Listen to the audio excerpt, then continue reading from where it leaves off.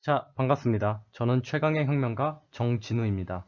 이번에 여러분께 강의로 새롭게 인사드리게 됐습니다. 사실 이런 닉네임으로 소개드리기 민망하고 여러분들도 이건 무슨 또 관심이 필요한 아이인가 생각하실 수 있습니다. 안 그래도 우리나라에 관심이 필요하신 분들이 포화 상태인데 왜 또 한 명이 추가되는 것이냐 라고도 불평하실 수 있을 것 같습니다. 그러나 저에 대한 이야기보다는 앞으로 제가 할 일들이 당장은 더 중요하기 때문에 제 소개는 뒤로 미루도록 하고 바로 강의 OT 진행하도록 하겠습니다. 누구신지 다들 아시나요? 바로 프로이트입니다. 강의의 시기를 적절히 설명하려고 보니 프로이트가 떠올랐습니다. 그는 자신의 혁명적인 저서를 발표할 수 있었음에도 굳이 20세기까지 기다렸다가 출간했죠. 바로 기존의 시대에 어울리지 않는 새 시대에 걸맞는 저서라고 생각했기 때문입니다. 그러니까 굉장한 자부심이 있었죠.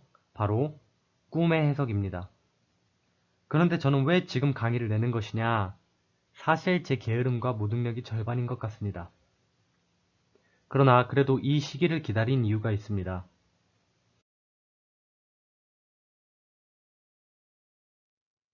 바로 오늘이 광복절이기 때문입니다.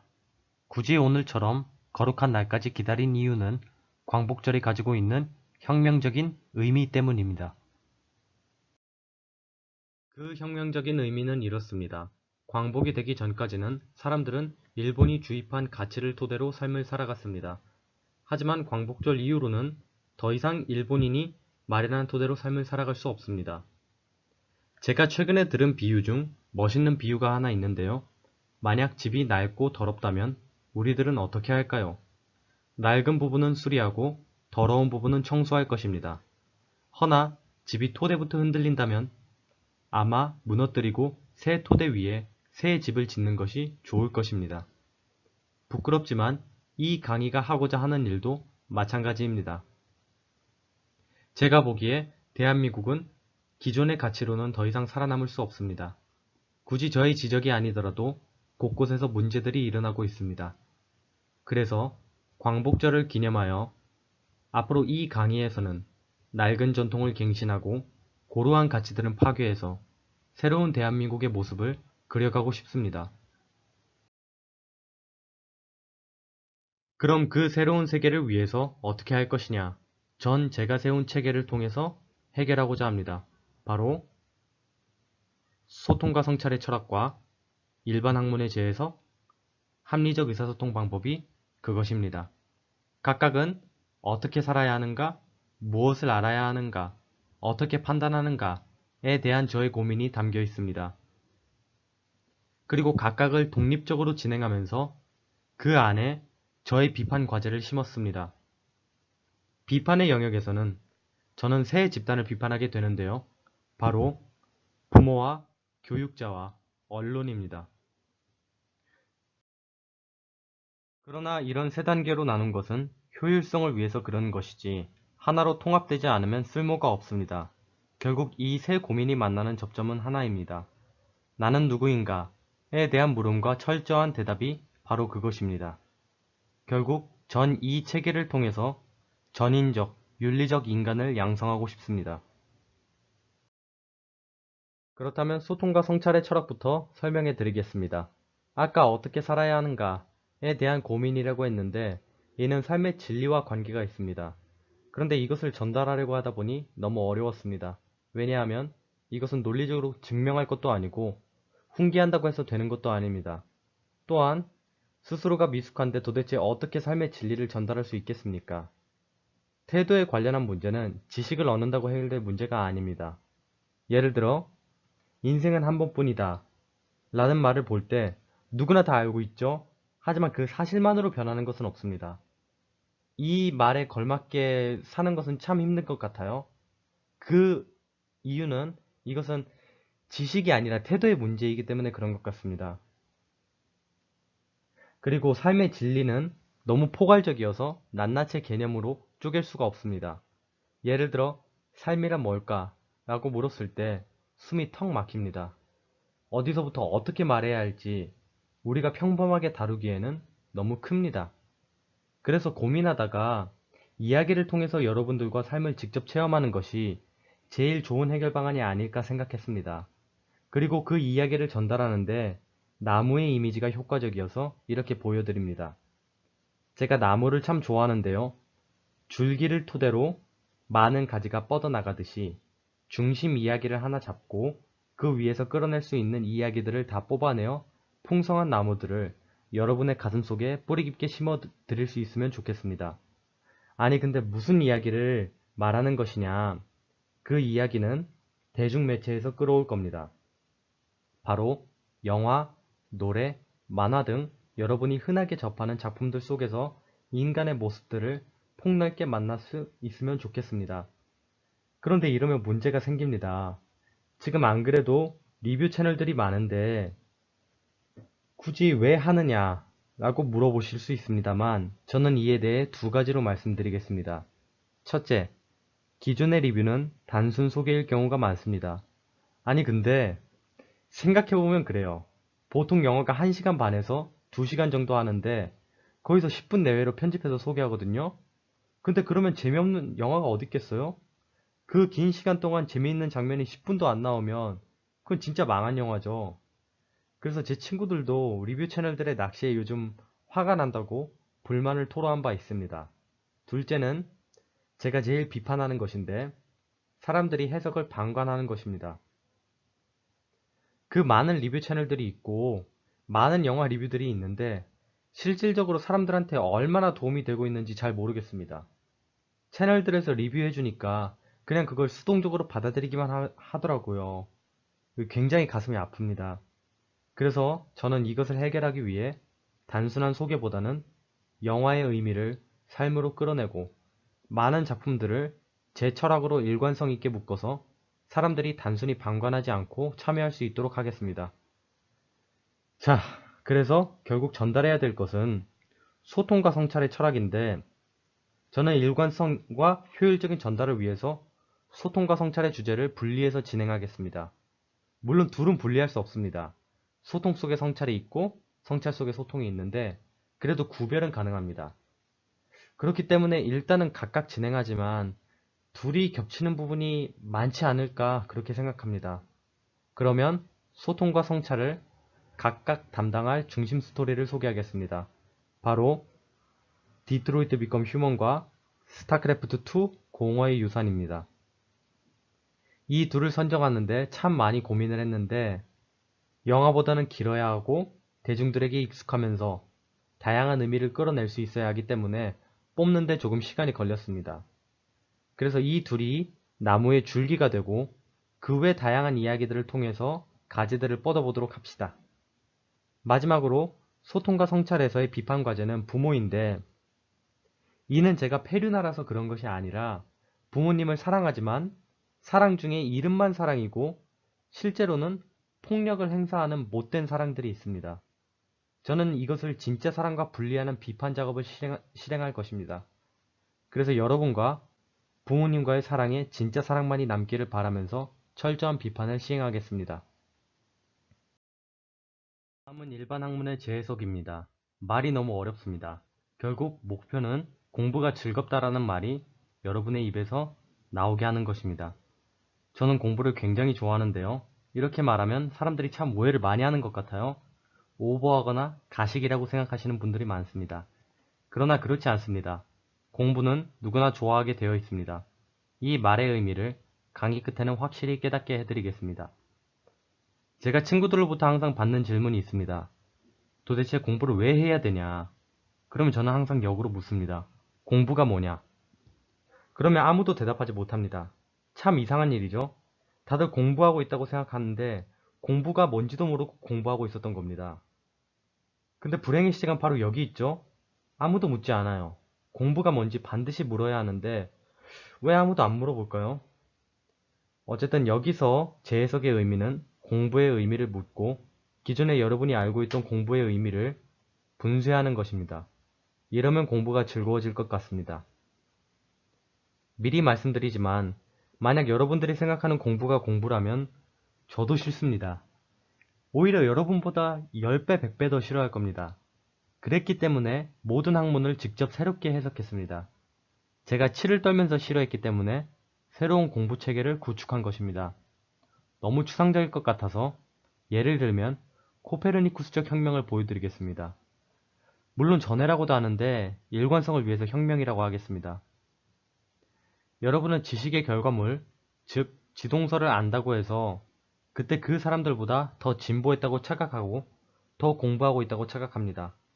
그런데 제가 보기에 지식의 결과물은 중요하지 않습니다. 지식의 결과물로 모든 것을 판단하게 되면 문제는 공부는 단순 암기가 되고 더 문제는 지루해지고 재미없어집니다. 한번 물어볼까요? 천동설은 직관에 어긋나지 않습니다. 그렇죠? 아니, 누가 알려주지 않았으면 우리는 당연히 지구가 가만히 있고 해가 뜨고 지는 것이라고 생각하겠죠? 그건 당연한 것입니다. 그런데 여러분은 그렇게 생각하지 않고 그냥 지동설만 알면 그만이라고 생각합니다. 그렇다면 자전한다면 우리가 어떻게 가만히 있을 수 있을까요? 이건 천동설을 주장하는 사람들이 가장 강력하게 반발한 이유 중 하나입니다. 여러분은 사실 이것도 결과적으로 암기하고 있을 수 있습니다. 근데 저는 그런 게 아니라 여러분들이 이 일련의 과정을 밟아나가면서 그 과정을 즐길 수 있도록 하는 게 제 목적입니다. 또 재미있는 비유가 하나 있는데요. 음식 중에 가장 특이한 음식이 무엇일까요? 바로 껌입니다. 껌은 먹기 위해서 존재하지 않아요. 씹기 위해서 존재합니다. 저는 여러분들이 씹는 자체에서, 즉 과정 그 자체에서 즐거움을 느끼고 행복했으면 좋겠습니다. 그래서 전 여기서 기존의 결과 중심의 교육과 주식 암기 교육을 일삼는 교육자를 상대로 비판 작업을 시행하겠습니다.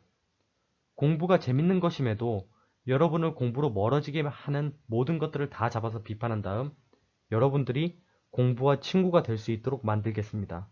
그럼 여기서는 무엇이 중심이 되느냐? 기초학문인 수학, 물리학, 문학 등등입니다. 듣기만 해도 굉장히 지루하고 어려운데 머지않아서 인식이 변화할 것입니다. 제가 장담하겠습니다. 마지막으로 합리적 의사소통의 방법은 매우 시의적절한 강의라고 생각합니다. 지금은 정보가 넘쳐나는 시대입니다. 누구도 정보가 부족해서 문제가 생기는 것은 아닌 것 같아요.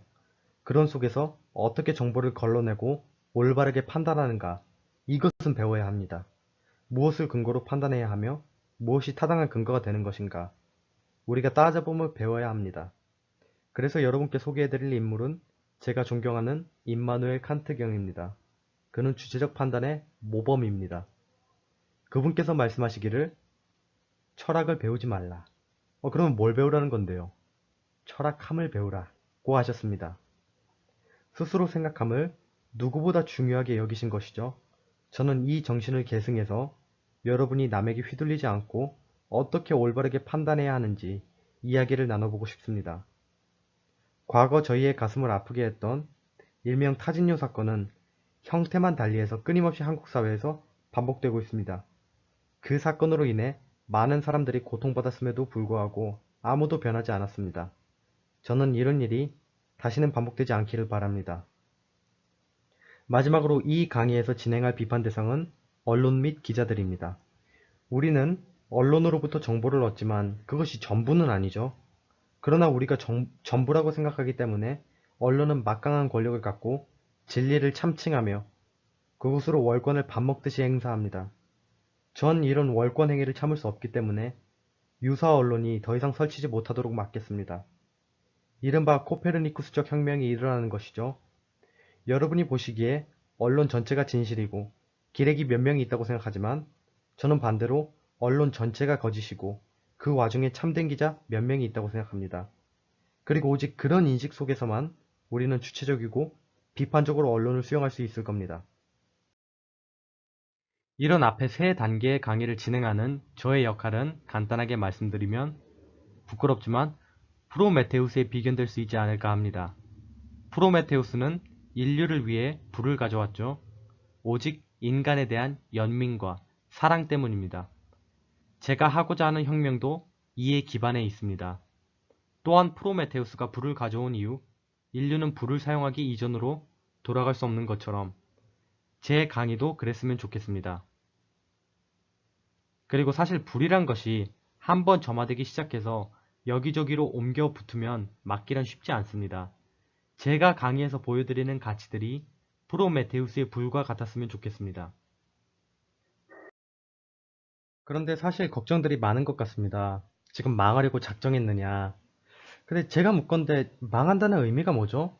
구독자 수와 조회수? 그런 건 별로 관심이 없습니다. 이 강의를 기획한 의도는 두 가지입니다. 첫 번째는 한 일화로부터 비롯되는데요. 제 또래의 건장한 청년이 세계적인 석학을 찾아가서 본인이 철학 공부를 해도 되는지 물어봅니다. 석학께서는 에세이를 하나 써오라 하셨죠. 그리고 얼마 후에 그 에세이를 본 석학은 그 청년에게 반드시 철학을 해야 한다고 합니다.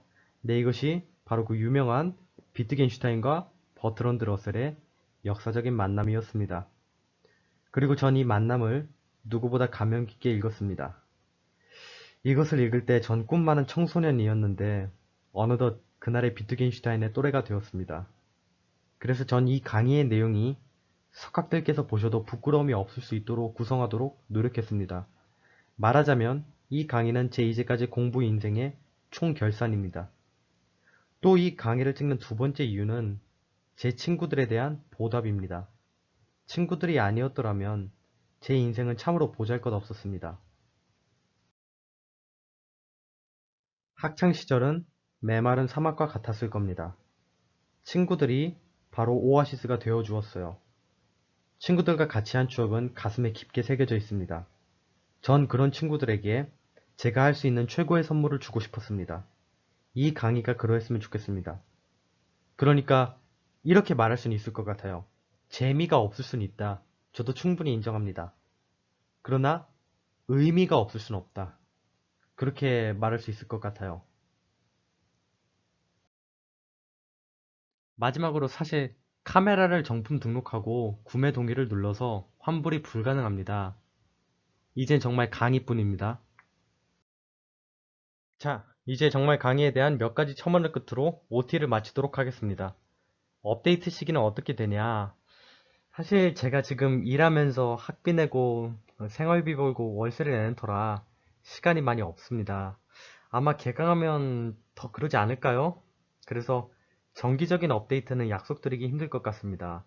또한 앞으로 아마 PPT로 진행할 것 같은데 PPT의 질이 많이 낮아도 너그러운 양해 부탁드립니다.